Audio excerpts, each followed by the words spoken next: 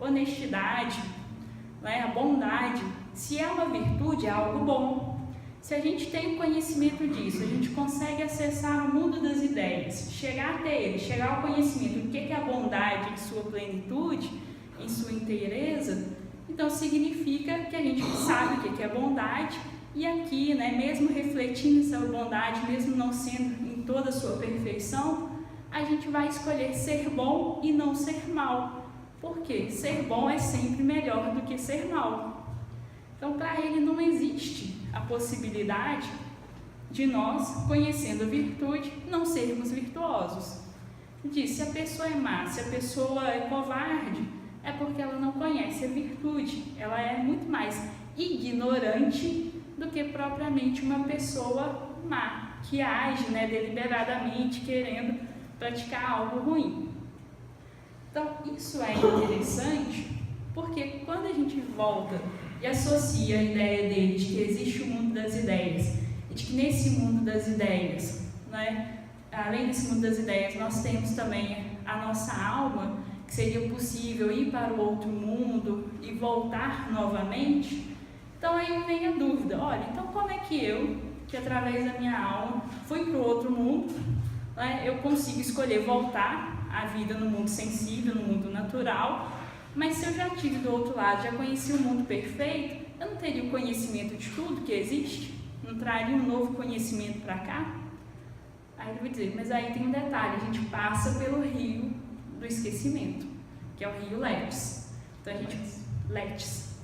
a gente passa por esse rio, esquece tudo aquilo que a gente viu no outro mundo, que era perfeito em sua plenitude, no mundo das ideias, no mundo metafísico, volta para cá, só que aí a gente vai ter que ter todo o trabalho de novo de reaprender todas as virtudes, tudo que é bom, né, o bem em si, as coisas em si mesmas, porque nós esquecemos aquilo que a gente aprendeu. Não é que a gente não saiba mais, mas é que a gente precisa relembrar tudo aquilo que a gente já viveu no outro mundo, né? Nesse mundo das ideias, nesse mundo metafísico. Por isso, né, se falar na teoria da reminiscência, seria relembrar. Eu brinco, né, com os meus alunos, olha, a gente já sabe tudo aqui que a gente veio aprender. A gente só está relembrando, segundo Platão, aquilo que a gente quer conhecer. Porque para ele a gente já teve esse contato anterior. Aí muita gente sempre me coloca, mas isso não tem a ver com a questão cristã, ou a questão, né, do outro mundo, do céu cristão, ou do próprio espiritismo, etc. Tem muita coisa a ver. As nossas bases teóricas vêm muito do Platão também. Não é à toa que o próprio Agostinho é considerado, né, até santo da Igreja Católica, mas ele volta e faz uma releitura do próprio Platão para poder trabalhar essa ideia, certo? Então, o Platão traz bastante coisa para a gente com essa perspectiva de realmente um mundo das ideias, de algo que existe para além, um mundo perfeito, que reflete aqui naquilo que nós temos hoje, né, nesse nosso mundo. Ele vai dizer, olha, todo conhecimento, todas as virtudes que nós temos aqui sempre são reflexos daquilo que já existe no mundo das ideias, nesse mundo perfeito, nesse mundo além da física, que a gente só acessa com o nosso conhecimento, com a filosofia e não simplesmente com as experiências sensoriais que nós temos. Quer dizer, isso limita a gente tem que ter essa consciência. Para o Platão, então, segundo ele, o nosso corpo limita a nossa alma, porque a alma estaria dentro do corpo e esse corpo, como ele não tem, ele é apenas um reflexo do que seria perfeito, a alma está muito mais próxima desse mundo, né, metafísico, desse mundo superior do que o nosso corpo. A gente sente fome, a gente sente frio, às vezes a gente tem preguiça de ir em algum lugar. Eu vou dizer, olha, está limitando todo o nosso conhecimento, está limitando tudo aquilo de que a gente é capaz se fôssemos só mesmo, por exemplo, a nossa alma. Então ele traz isso para a gente. O Aristóteles, né, como lá no início do quadro, vai dizer, não tem nada disso, né? A gente precisa desse conhecimento aqui terreno, né? Esquece essa coisa de metafísica. Então a gente passa por um momento mais racionalista, um momento mais empirista, se a gente pudesse chamar assim, dentro da área da filosofia.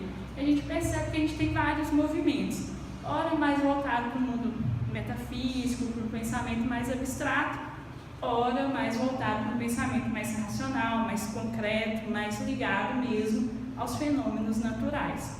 Mas, aí passando ao largo por alguns filósofos, alguns séculos de diferença, o Platão está lá antes de Cristo, mais ou menos aí uns 200, 300 anos antes de Cristo, o Agostinho já está lá pelos seus 300 depois de Cristo.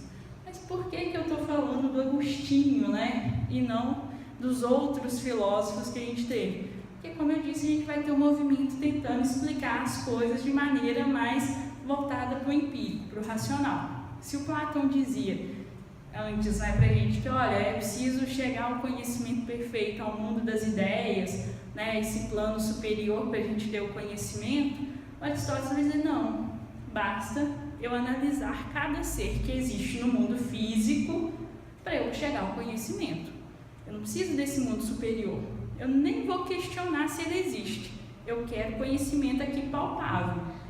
Depois disso tivemos uma série de filósofos, tivemos um período do Império Romano que não é lá muito agradável para a filosofia, tivemos um certo descuido, ou talvez um certo...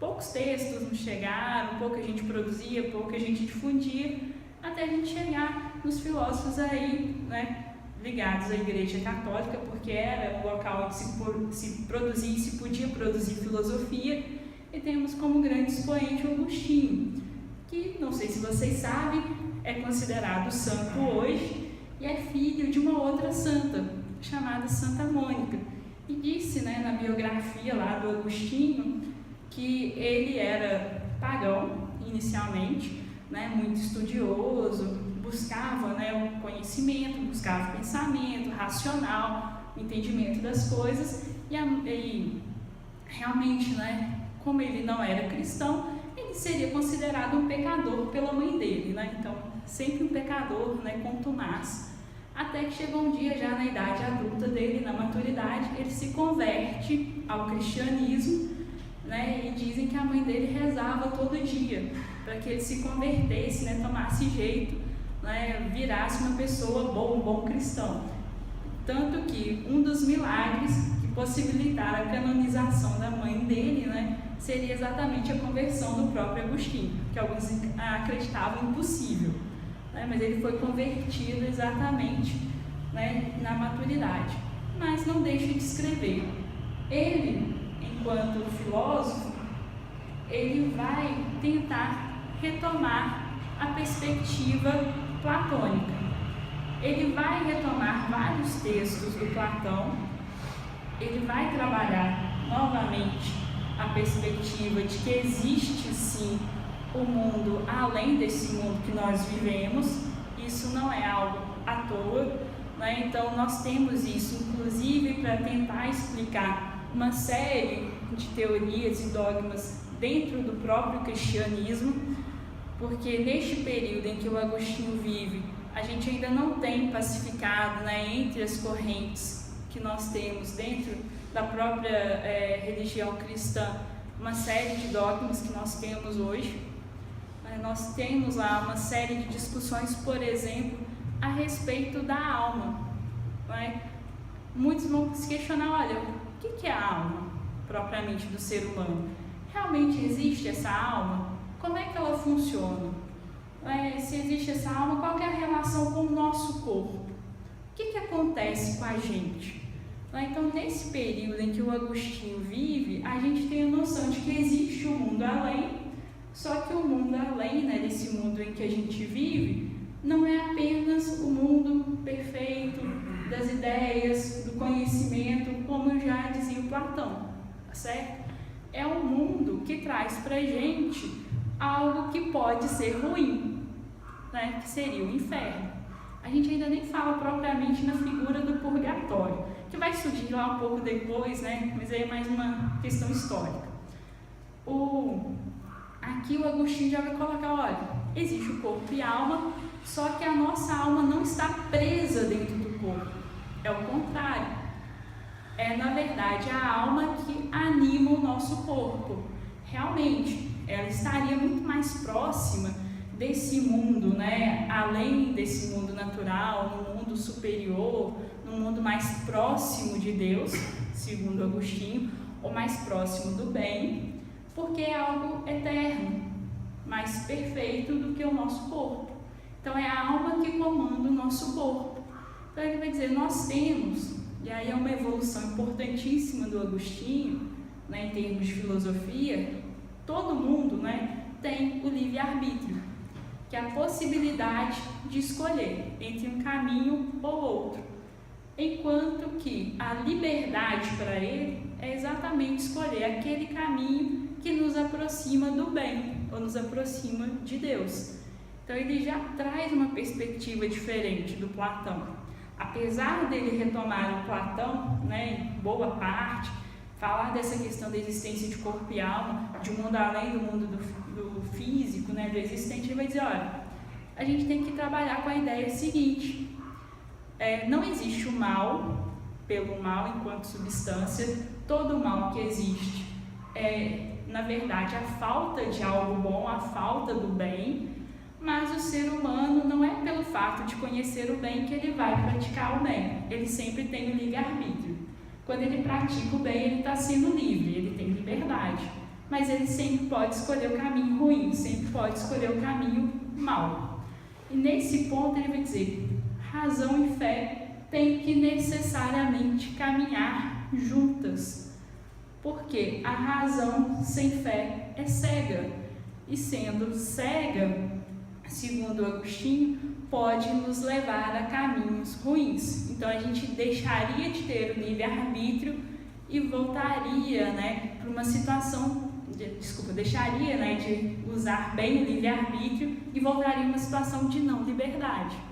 Se a gente não é livre, se a gente pratica o mal, quando a gente morrer, quando a gente tiver num outro mundo, no outro plano, ele vai dizer, nós teremos todo o motivo para não alcançar ou não nos aproximar do bem. Seria a ideia, né, do inferno, a ideia de não se aproximar de Deus, segundo ele. Por quê? A gente escolheu o caminho errado. Não é porque Deus é mau com a gente. Não é porque existe algo ruim que vai simplesmente nos castigar. Não é porque o corpo cedeu aos desejos e pecou e vai condenar nossa alma. Ele vai dizer, não. A sua alma, se ela é um bem maior porque é eterna, é durável, ela está mais próxima de Deus. Se ela está mais próxima de Deus, ela é melhor do que o seu corpo. Então, é ela que comanda o seu corpo. Se você fez algo de ruim aqui neste mundo, a culpa não é do seu corpo, é da sua alma. Então, o que você pratica, tentando se aproximar, fazer algo bom, te leva a um caminho de liberdade, um caminho mais próximo de Deus, portanto, atingir uma situação, né, relacionada ao bem, ou ao paraíso, ao céu que a gente conheceria lá no cristianismo, certo? Então, né, só para encerrar, ele vai retomar essa perspectiva, né, de razão, agora ligada à fé, vai dizer que a razão é importante para mostrar o caminho que a gente tem que seguir, mas esse caminho não é qualquer caminho, é um caminho sempre que vai levar à aproximação, à prática do bem, ao nosso aperfeiçoamento. E segundo ele, Deus seria o bem supremo, né, o bem maior que existe. Quanto mais próximos, mais santos, né, ou melhores nós nos tornamos.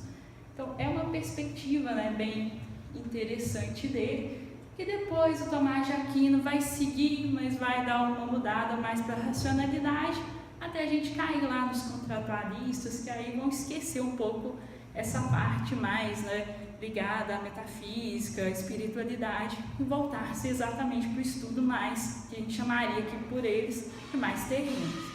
Então é só mesmo, né, já estourando um pouquinho do tempo, mas para a gente poder ter uma visão assim, geral e inicial do que nós temos nesse início da filosofia antiga e nesse iniciozinho da filosofia da Idade Média, que retoma o Platão em relação a essa perspectiva mesmo